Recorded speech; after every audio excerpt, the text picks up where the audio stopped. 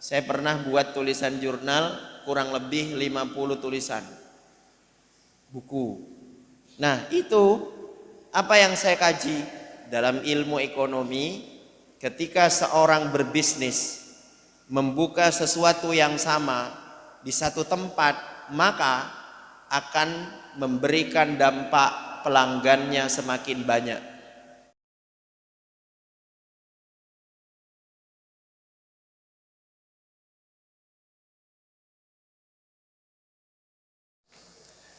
Bapak Ibu hadirin yang dirahmati Allah, marilah kita ikuti acara berikutnya, pengajian rutin Sabtu malam Ahad Wage yang hari ini akan disampaikan oleh Gus Anas.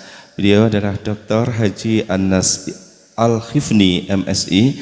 Beliau putra Kiai Haji Abdul Ghafur dari Pondok Pesantren Sunan Derajat Lamongan.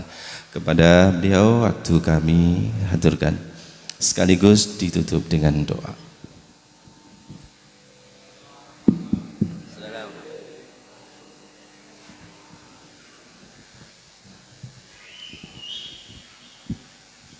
Bismillahirrahmanirrahim. Assalamualaikum warahmatullahi wabarakatuh.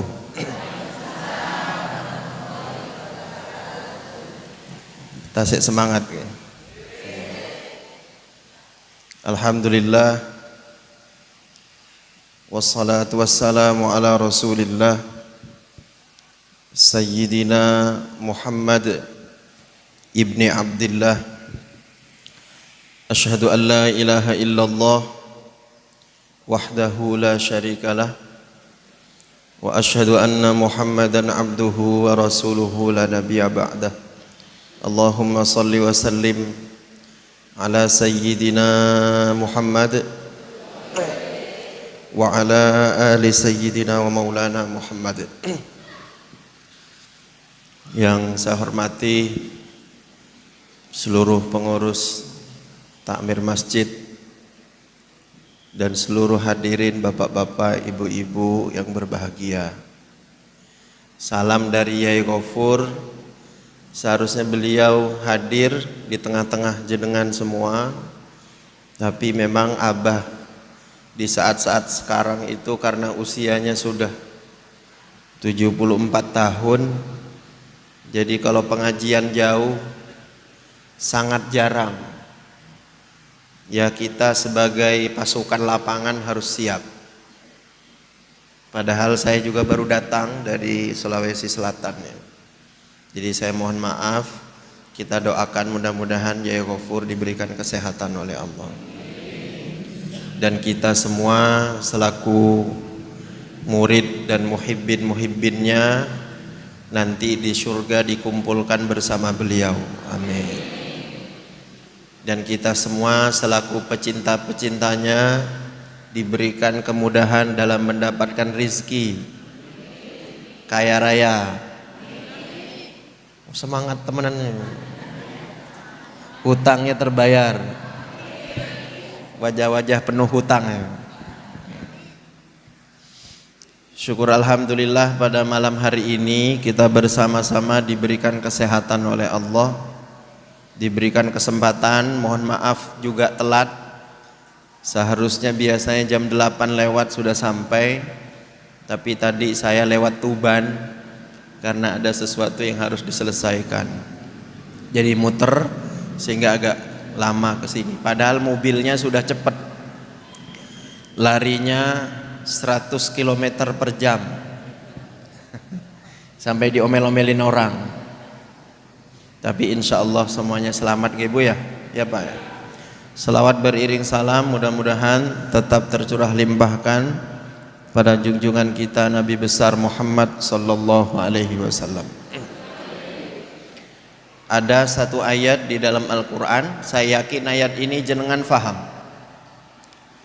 Wa qulna ya Adam uskun anta wa zawjukal jannah wa kula minha ragadan haitsu syi'tuma ولا تقربا هذه الشجرة فتكونا من الظالمين. Hafal nggih? Surah apa itu? Al-Baqarah, ya. Ayat ini menjelaskan, jadi tujuan manusia diciptakan oleh Allah yang selama ini kita tahu tujuan Nabi Adam diciptakan adalah untuk menjadi khalifah, betul ya? Yang paling masyhur kan begitu kan? Tapi ayat ini Allah menjelaskan bahwa tujuan Nabi Adam diciptakan bukan hanya menjadi khalifah, tetapi Nabi Adam diciptakan dan istrinya untuk bersenang-senang di dunia, di surga. Untuk bersenang-senang di mana? Di surga. Untuk menikmati surga, menikmati keindahan surga. Wa qulna ya Adam uskun. Dan ketika kami berfirman, kata Allah. Apa kata Allah? Firmannya Allah, ya Adam uskun anta wa zaujukal jannah. Wahai Adam, berdiamlah engkau dan istrimu di surga. Wa kula minha ragadan haitsu syi'tuma. Disuruh ngapain tuh dua-duanya? Disuruh makan apa yang ada di surga, terserah mau makan yang mana. Betul apa enggak? Berarti disuruh ngapain? Disuruh seneng. Disuruh menikmati. Jenengan sama berarti diciptakan di dunia harus disyukuri, dinikmati, makanya harus senyum. Gak punya uang senyum, hutang banyak senyum, gak kawin-kawin ya senyum. Betul ya? Yang bapak-bapak pengen punya duit 1 miliar, punyanya cuma 1 juta ya senyum. Gak pernah punya duit ya senyum. Kan disuruh seneng-seneng, masa jangan manyun ya. Saya kesini mau membawa kebahagiaan untuk jenengan, sehingga apapun yang jenengan fikirkan, apapun yang jenengan dengar harus sesuatu yang membawa kepada kesenangan. Kalau sudah senang maka nanti bisa bersyukur. Tapi apa pesannya Allah kepada Nabi Adam setelah disuruh bersenang-senang? Wala taqraba hadhihi. Nah, ini sama dengan kita, disuruh senang-senang tapi ada batasan. Jangan maksiat, jangan melanggar perintah Allah. Enak ya? Enak Bu, hidup itu enak. Saya aja menikmati hidup. Buktinya nyampe ke sini. Menikmati. Oke. Yang sisi pertama itu yang ingin saya jelaskan. Yang kedua, kenapa kita harus selalu tersenyum, selalu bersyukur, selalu berhusnudzon kepada Allah? Karena semua yang menentukan adalah Allah. Wa in min syai'in illa indana khazainuh wa ma nunazziluhu illa biqadarin ma'lum.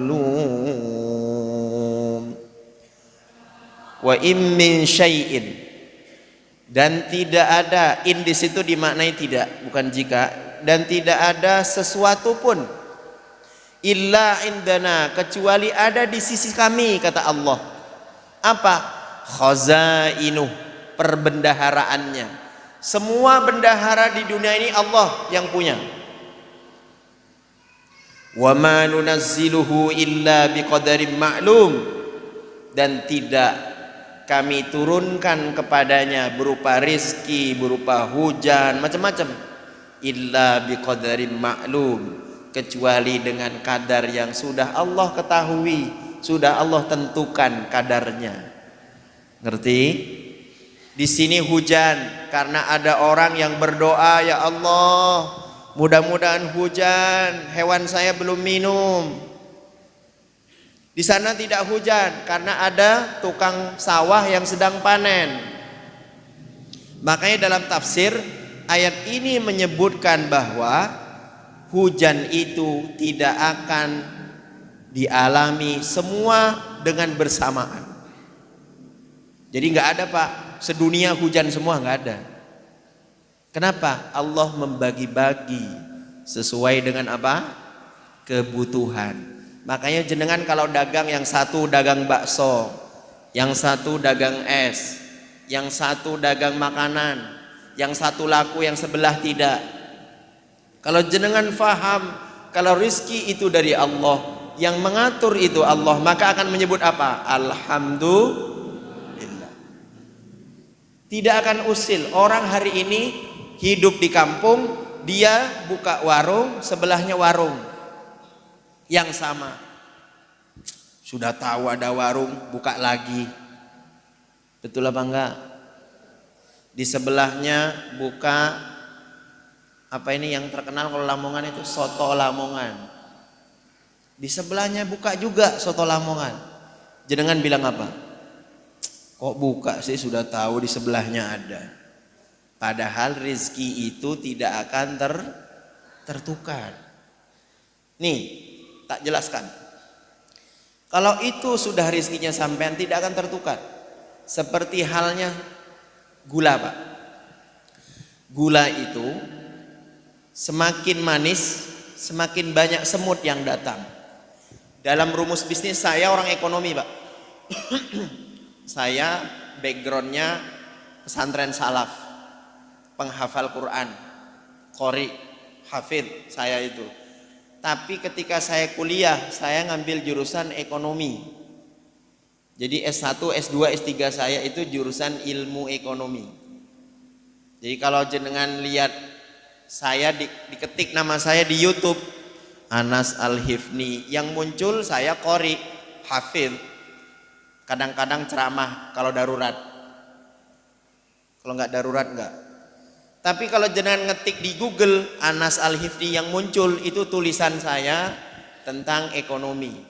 Saya pernah buat tulisan jurnal kurang lebih 50 tulisan buku. Nah, itu apa yang saya kaji dalam ilmu ekonomi. Ketika seorang berbisnis membuka sesuatu yang sama di satu tempat, maka akan memberikan dampak pelanggannya semakin banyak. Contoh, saya sebut merek nggak apa-apa. Di mana Anda Indomaret, di situ ada Alfamart. Di mana ada bank, di sampingnya ada bank. Kenapa begitu? Itu rumus bisnis. Jadi jenengan kalau bersinergi ada pesaing, jangan takut. Justru dengan semakin banyak pesaing itu mendatangkan rizki.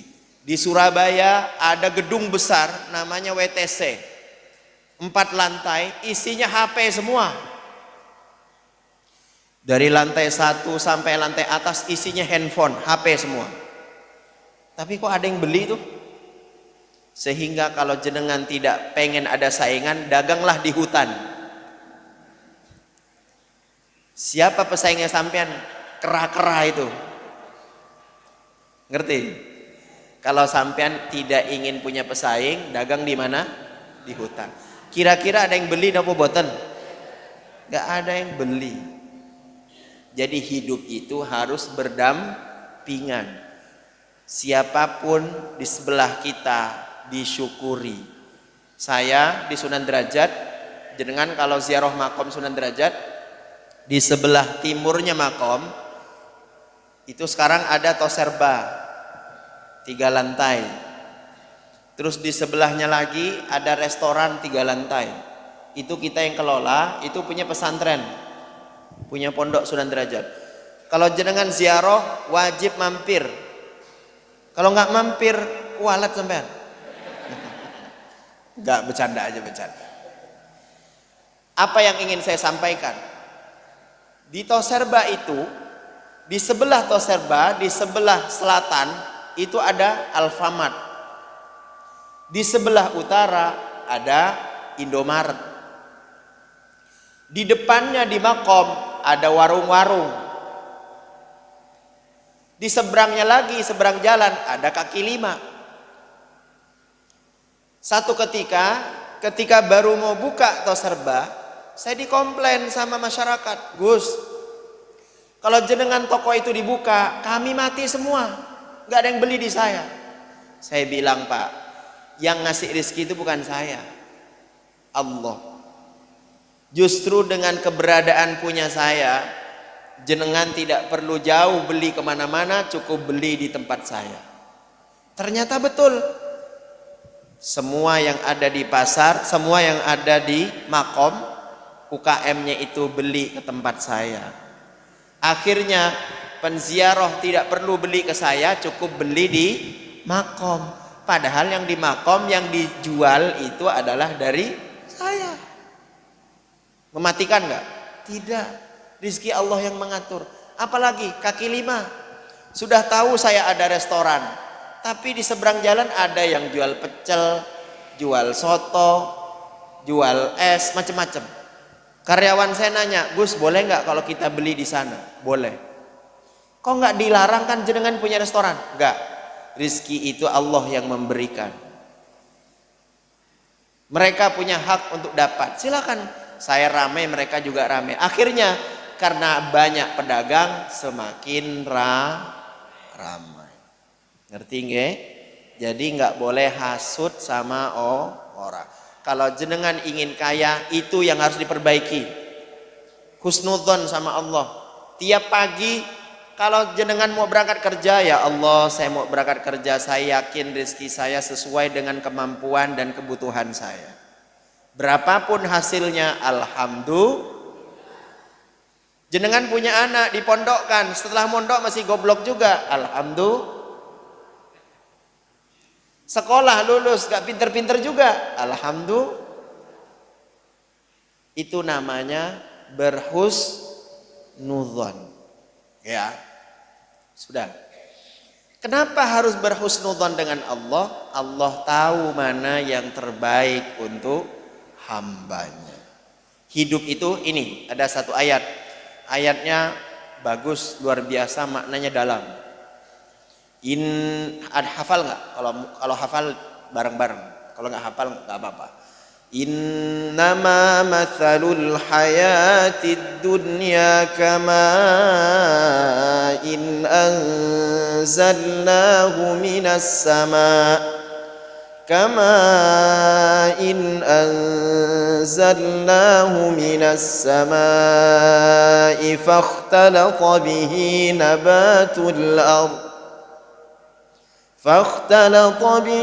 نبات الأرض مما يأكل الناس والأنعام حتى إذا أخذت الأرض زخرفها وزينت وظن أهلها أنهم قادرون عليها أتاها أمرنا ليلا أو نهارا فجعلناها حصيدا كأن لم تغن بالأمس.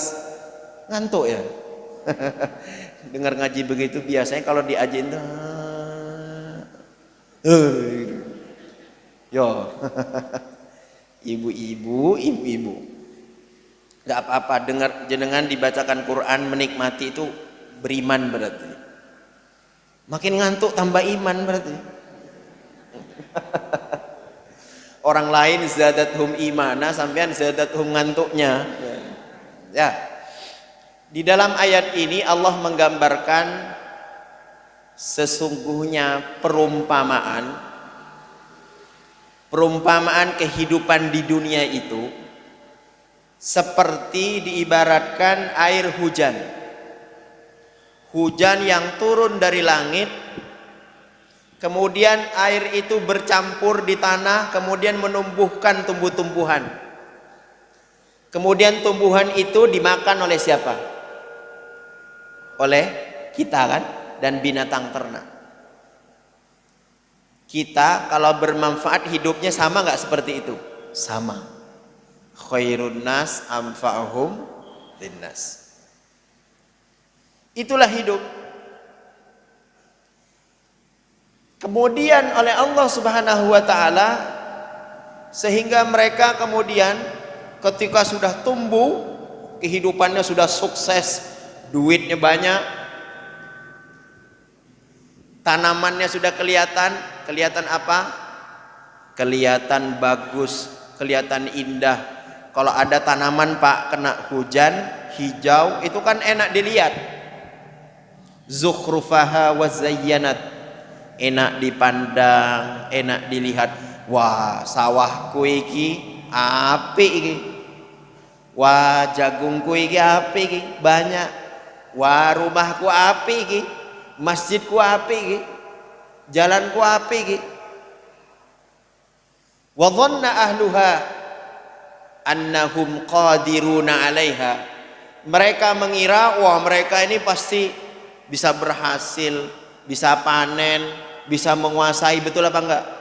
Jenengan kalau punya tanaman sudah kelihatan hijau macam-macam, sudah seneng kan? Seneng.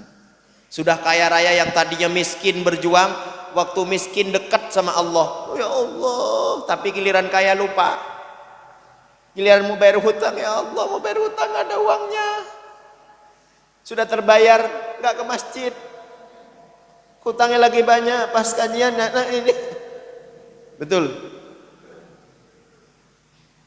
Nah, ketika seperti itu, kemudian seketika ataha amruna lailan au nahara. Apa kata Allah? Datang kepada mereka itu, datang. Apa yang didatangkan oleh Allah? Datang kepadanya azab Allah, siksa Allah, dibinasakan tuh sama Allah di waktu malam, di waktu siang. Faja'alnaha hasidan ka'an lam taghna bil ams. Maka kemudian kami menjadikan kemudian tanamannya itu sudah selesai semua, hilang, disabit semua. Ka'an lam taghna bil ams, seakan-akan belum pernah ada sesuatu kemarin di situ. Paham nggih? Jadi sudah tahu, sudah hijau, tiba-tiba diserang pasukan tikus. Habis. Punya rumah bagus diserang gempa, selesai. Paham? Kaya raya, kecolongan. Sehat, ganteng, cantik. Tiba-tiba ketabrak kontainer, gepeng semua. Bisa nggak? Sehingga hidup itu jenengan sulit, oke. Kaya, oke. Jangan pernah menganggap merasa saya dan saya.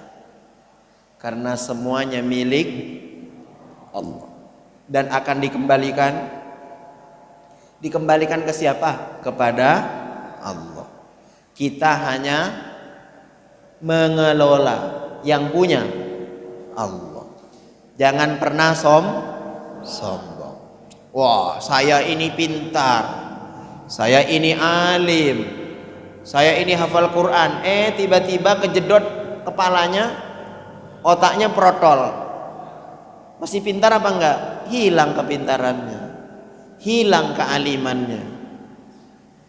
Kalau hanya ngukur siapa yang paling alim, iblis itu jauh lebih alim. Apa kata iblis? Ana khairum minhu khalaqtani min nari wa khalaqtahu min tin. Itulah iblis. Jadi kalau orang sering ana mirip-mirip mirip-mirip siapa? Iblis. Paham nggih Bu? Saya ingin menyemangati jenengan, apapun yang diberi oleh Allah, jenengan terima dengan baik. Yang paling akhir, kalau begitu Gus, saya nggak perlu berusaha. Perlu. Doa perlu dua-duanya, doa dan usaha. Doa saja cukup nggak? Tidak. Usaha saja cukup tidak? Tidak. Makanya Yai Ghafur itu sering memberikan ijazah doa. Doa yang paling sering dibaca oleh Yai Ghafur, Rabbana, hafal kan? Anzil alaina ma'idatan minas sama takunu lana idan li awwalina wa akhirina wa ayatan minka warzuqna wa anta khairur. Hafal kan? Hafal. Jenengan sering dengar Yai Ghafur baca doa itu? Sering. Tahu sejarahnya doa itu? Tahu apa enggak? Tahu? Saya cerita boleh ya? Oke. Di dalam Al-Quran ini, ayat ini menceritakan tentang kaumnya Nabi siapa? Isa. Nabi siapa? Oke.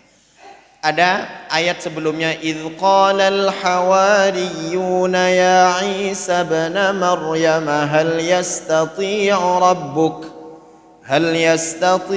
rabbuka an yunazzila alaina ma'idatan minas sama' qala ittaqullaha in kuntum mu'minin. Jadi kaumnya Nabi Isa alaihissalam ada pengikut setianya namanya Hawariyun. Setiap nabi itu punya pengikut, Bu.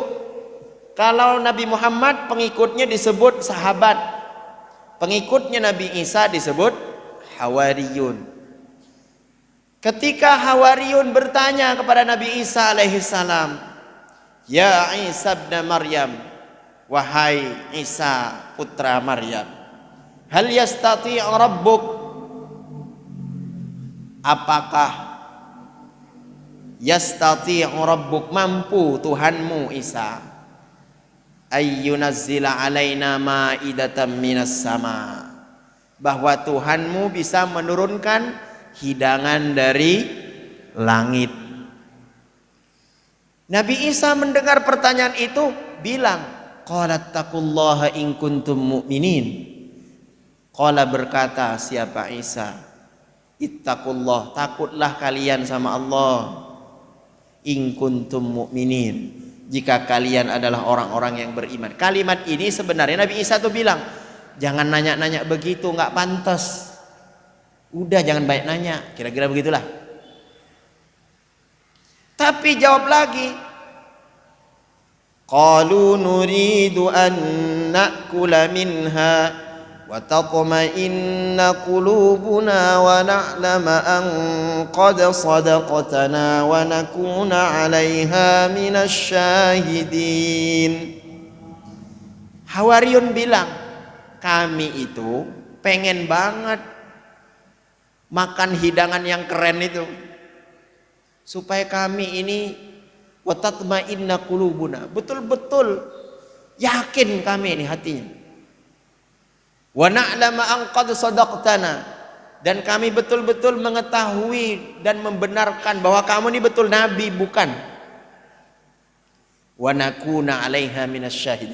Jadi kaum dulu tuh begitu ngetes nabinya, ngerti ya? Jadi pertanyaannya siapa tadi? Hawariyun. Kemudian Nabi Isa pun berdoa kepada Allah. Apa doanya?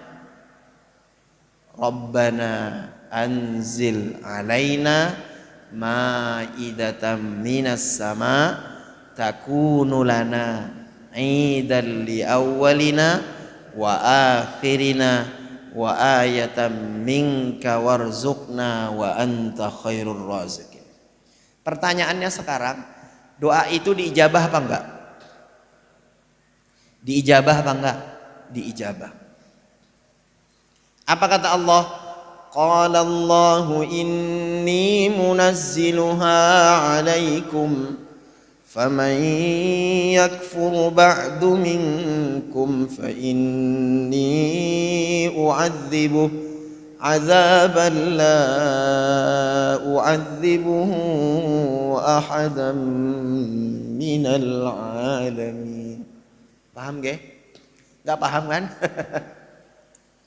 Jadi kata Allah Subhanahu wa taala, sesungguhnya aku telah memberikan, telah menurunkan kepada kalian. Menurunkan apa? Hidangan dari langit, berarti diijab. Tapi setelah mereka diberikan oleh Allah sesuai dengan permintaannya, apa syarat yang diberikan oleh Allah? Kedepannya, famay yakfur ba'du minkum fa inni u'adzibuhu 'adzaban la u'adzibuh ahadam minal alamin. Maka barang siapa kalau kalian ingkar, kufur, sudah dikasih doanya, sudah diberikan tapi tidak bersyukur, sudah dimakan habis gak bersyukur juga, apa kata Allah? Maka sesungguhnya aku akan mengadab kalian, menyiksa kalian dengan siksa yang belum pernah aku berikan kepada seorang pun di dunia ini, di alam semesta. Paham gak Bu ya? Kalau doa sudah dikasih sama Allah, bersyukur. Nanti sama Allah disiksa, dihinakan sama Allah. Karena kerjaannya cuman minta, disuruh bersyukur tidak mah. Makanya saya pesan satu Pak ya Bu, kalau doa jangan terlalu maksa. Contoh nih, sampean punya hutang 1 miliar. Ya Allah, hutang saya ini 1 miliar ya Allah. Besok jam 10 saya harus bayar ya Allah. Bisa nggak kalau besok saya dapat uang ya Allah? 1 M saja ya Allah. Doa itu jangan didetailkan begitu. Allah itu tahu jenengan mau dapat berapa. Cukup minta, ya Allah, saya ini orang yang terlilit hutang. Saya memohon kepadamu ya Allah, berikan hamba kemudahan untuk membayar hutang. Berapa Allah berikan, itulah rizkinya. Kalau jenengan sebutkan nominalnya, bisa saja sebenarnya lebih banyak. Tapi karena disebut dikasih segitu. Ngerti maksudnya? Seperti yang cewek-cewek nih, yang muda-muda, ya Allah, saya pengen suami yang hidungnya mancung ya Allah. Padahal sampeannya pesek. Yang putih ya Allah, yang tingginya 170 cm ya Allah. Yang hafal Quran, yang qori ya Allah, saya yakin sulit dapatnya. Kenapa? Karena Allah sudah didikte sama dia. Jangankan Allah, manusia saja kalau didikte tidak bisa. Bukan tidak boleh, tapi kurang afdol, kurang adab,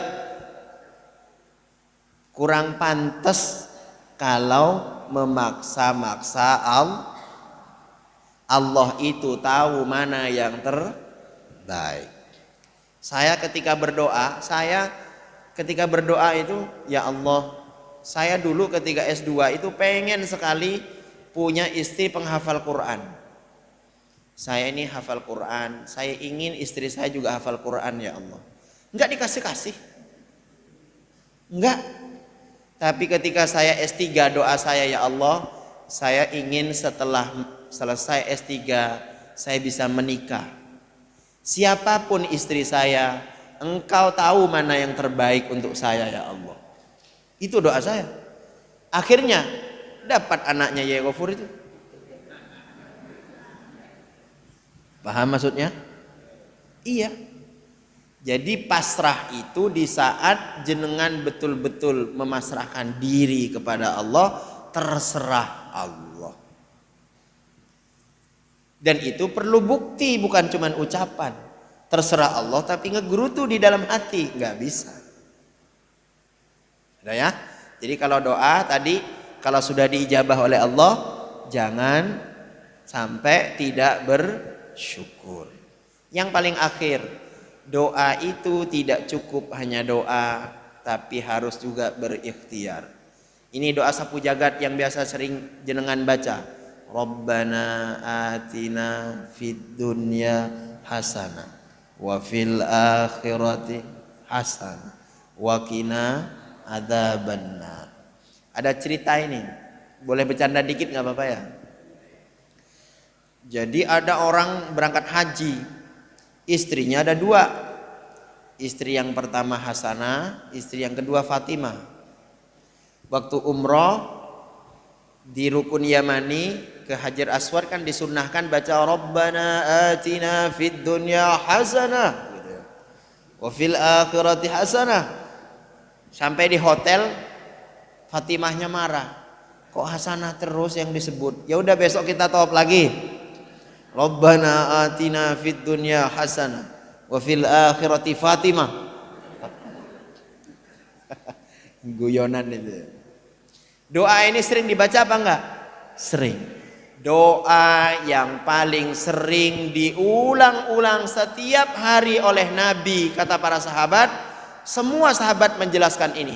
Bukan hanya mutawatir ini, muttafaqun alaih. Doanya adalah Rabbana atina fid dunya hasanah wa fil akhirati hasanah wa qina adzabannar. Ini doa yang paling sering disebut oleh siapa? Nabi Muhammad sallallahu alaihi. Makanya kita selaku umatnya Nabi Muhammad selalu menutup doa dengan doa sapu jagat. Karena itu doa melingkupi semua. Tapi doa itu tak cukup di situ. Kenapa? Karena kalau hanya doa saja tidak cukup. Lanjutan ayatnya masih ada. Ulaika lahum nasibum mimma kasabu wallahu sari'ul hisab. Tahu maknanya? Ulaika lahum nasibum mimma kasabu. Mereka itu, bagi mereka tadi yang berdoa Rabbana atina tadi, nasibun, dapat bagian, mimma kasabu, dari apa yang telah mereka kerjakan, diusahakan. Berarti kalau mau diijabah doanya harus ikhtiar. Jenengan pengen kaya harus kerja apa enggak? Pengen alim harus belajar apa enggak? Pengen kaya raya, ya Allah Rabbana anzil alaina ma'idatan minas sama. Tapi pas giliran kerja, kok enggak berangkat? Ngantuk aku katanya. Kok nggak belajar? Ngantuk, nggak bisa. Apapun cita-cita jenengan harus berani investasi waktu. Contoh, mau jadi apa? Mau jadi pedagang sukses, investasi waktu untuk fokus menjadi pedagang. Mau jadi qori, investasi waktu latihan. A'udzubillahi minasyaitonir rajim. Tiap hari, saya aja tiap hari teriak. Kenapa? Karena suara itu kalau nggak teriak tiap hari nggak lembut suaranya, berat. Bismillahirrahmanirrahim. Jadi nggak ujuk-ujuk langsung bagus. Wa ila madyana akhahum Syuaiba. Jadi itu dilatih. Qala ya qaumi i'budullaha ma lakum min. Itu dilatih. Enggak ujuk-ujuk langsung wah, mantap. Langsung kaya. Enggak gitu. Langsung pinter. Saya waktu lulus S3 tuh dibilang begini, Gus jenengan langsung doktor.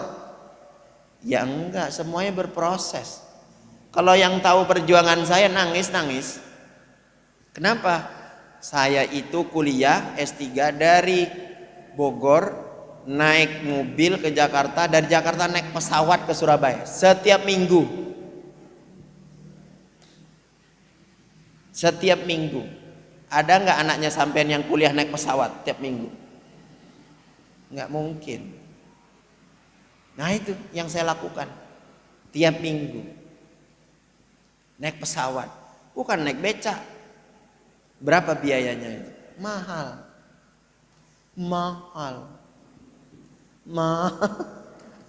Berarti tadi kalau pengen sukses investasi waktu. Waktunya apa? Jenengan mau jadi ahli ibadah, investasi waktu, fokus zikir beribadah. Jenengan mau jadi penghafal Quran, investasi waktu menghafal Quran. Tiap hari minimal 1 juz, baru lancar hafalannya. Kalau tiap hari 1 halaman, apalagi 1 ayat. Alif Lam Ra, Sadaqallahul Azim. Astaghfirullahaladzim. Terlalu. Giliran sholat Al-Ikhlas, rakaat kedua Al-Kautsar. Ya, giliran main HP 5 jam nggak berhenti-berhenti. Betul apa enggak? Berarti syafaatnya sampean tuh HP nanti. Kan anta ma'aman ahbabta. Anta ma'aman ahbabta. Engkau bersama dengan orang yang kau cintai. Sampean suka HP, berarti nanti di akhirat sama HP. Ayo ganti. Ya, investasi waktu. Baca solawat mudah banyak. Sallallahu ala Muhammad sallallahu alaihi wasallam. Terlalu panjang. Allahumma salli ala sayyidina Muhammad. Terlalu panjang, ya pelit temenan sampean. Masa terlalu panjang? Sallallahu ala Muhammad sallallahu alaihi wasallam. Mudah-mudahan Allah berikan yang terbaik untuk saya. Pengen kaya, Allahumma sholli sholatan kamilah wa sallim salaman tamman ala sayyidina Muhammadin alladzi tanhallu bil uqad. Sholawat apa itu? Nariyah. Pengen usahanya lancar, tidak diguna-gunain orang. Allahu la ilaha illa huwal hayyul qayyum la ta'khudhuhu sinatun wa la naum. Paham nggih? Maaf. Pengen supaya enggak kena sihir, qul huwallahu ahad, Allahus samad, lam yalid wa lam yulad wa lam yakul lahu kufuwan ahad. Ada semua. Pengen mati husnul khotimah, lillahi ma fis samawati wa ma fil ard. Kan jenengan sering baca itu. Iya kan? Hafal kan?